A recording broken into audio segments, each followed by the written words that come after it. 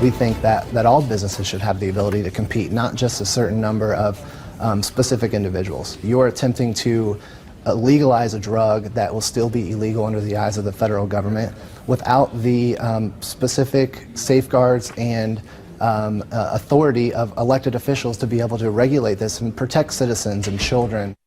It wasn't even close. Supporters of the marijuana legalization ballot effort in Ohio were certain they had the momentum to carry the day and start lighting up without fear of arrest.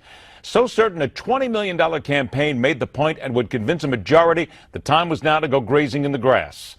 With apologies to the Friends of Distinction in their 1969 hit of the same name, there will be no grazing by a wide margin of defeat. The amendment was beaten almost 2-1. But the buds insist they will be back for another hit. Is it just inevitable, though, that America will be a toking nation eventually and soon?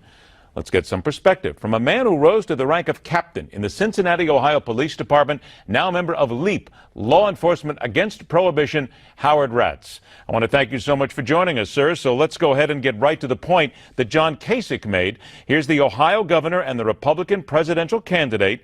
The results of the vote on legalizing marijuana, here's what he said.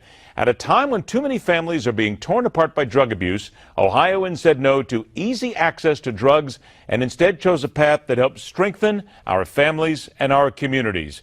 Captain, could he be more wrong in your opinion? Well, the drug abuse problem he currently talks about in Ohio, it's heroin. There's Exhibit A in the failure of the war on drugs.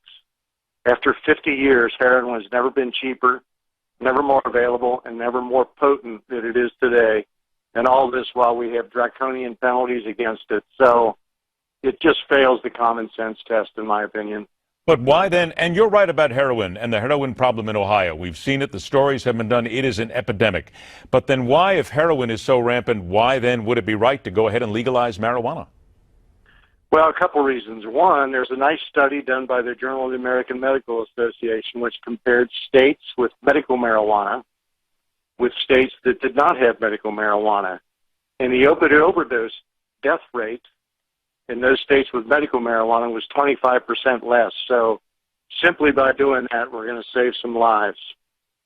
The other thing we can do when we legalize marijuana, and I think the results in Ohio are less about the legalization of marijuana and more about the proposed format. As I've read the comments of people and listened to voters, I think the idea of legalization is still strong, but people reacted strongly to this, what was described as a monopoly idea. So if we legalize marijuana, one of the things we can do is, as in Colorado, tax it fairly heavily and earmark that money for treatment of heroin folks. So that today in Cincinnati, I can tell you, if you call for help for a heroin problem, the best outcome you can hope for is to be put on a waiting list. And what we've done is just push these people back into the arms of